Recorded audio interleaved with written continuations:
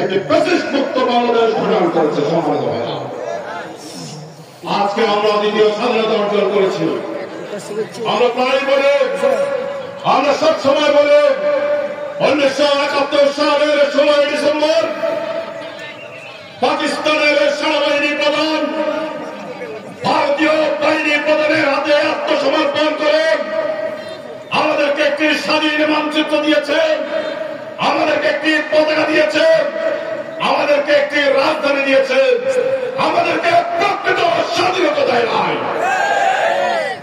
আমাদেরকে দিল্লির গোলামীর জিঞ্জির চিহ্ন করে, পিন্ডির গোলামীর জিঞ্জির চিহ্ন করে আমাদেরকে দিল্লির গোলামীর জিঞ্জিরে পড়িয়েছিল।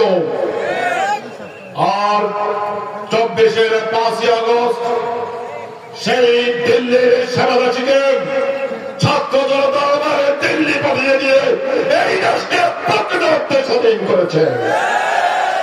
এই স্বাধীনতাকে আমাদের রক্ষা করতে হবে, এই স্বাধীনতাকে আমাদেরকে টেকসই করতে হবে, এই স্বাধীনতাকে আমাদের কাজে লাগাতে হবে।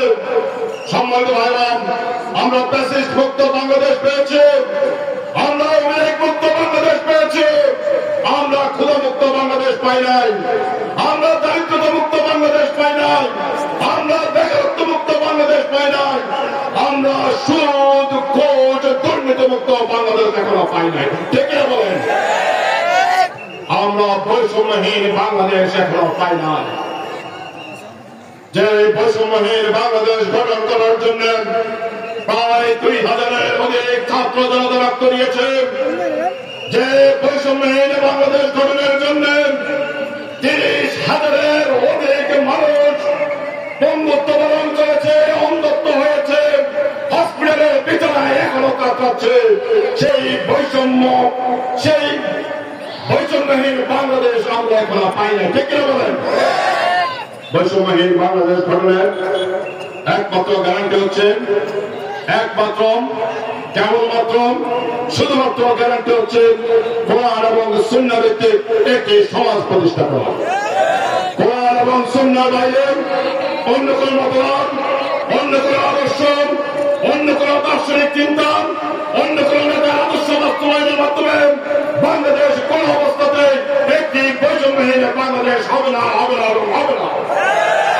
আসুন কোরআন এবং সুন্নাহর ভিত্তিতে একটি বৈষম্যহীন বাংলাদেশ গঠন করেন, কোরআন এবং সুন্নাহর ভিত্তিতে একটি কল্যাণ রাষ্ট্র গঠন করেন, কোরআন এবং সুন্নাহর ভিত্তিতে এমন একটি সমাজ গঠন করেন যে সমাজে সন্ত্রাস, রাজনীতি, চাঁদাবাজি, মাঝখানে মাদক, অস্থিরতা বেড়া করা থাকবে না। এমন সমাজ চান কিনা? এমন সমাজ গঠন করার জন্য আমাদেরকে সব যোগ্য, খোলাবেরো, উপযুক্ত লোকের হাতে আমাদের নেতৃত্ব তুলে দিতে হবে।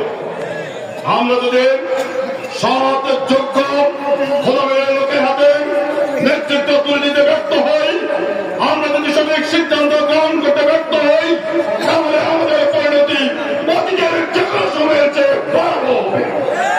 সম্মানিত ভাইরা, আসুন সৎ, যোগ্য এবং খোলাবেরো নেতৃত্বের মাধ্যমে আগামী দিনে একটি কল্যাণ রাষ্ট্র প্রতিষ্ঠা করেন, কোরআন এবং সুন্নাহর ভিত্তিতে একটি বৈষম্যহীন বাংলাদেশ গঠন করে যেখানে ধনী, গরিব, উঁচু নিচু, শ্রমিক, মালিক সকলে তার নিজস্ব মর্যাদা পাবে, সকলের বাক স্বাধীনতা থাকবে, সকলের অর্থনৈতিক স্বাধীনতা থাকবে, সকলের তার জীবন ধারণের স্বাধীনতা থাকবে। আসুন সকলে মিলে তেমন একটি বাংলাদেশ গঠন করে সেই প্রত্যাশা করে আমার বক্তব্য শেষ করছি। আমাকে কথা বলার সুযোগ করে দেয় আয়োজক বৃন্দের কাছে কৃতজ্ঞতা জ্ঞাপন করে বিদায় নিচ্ছি। আসসালামু আলাইকুম।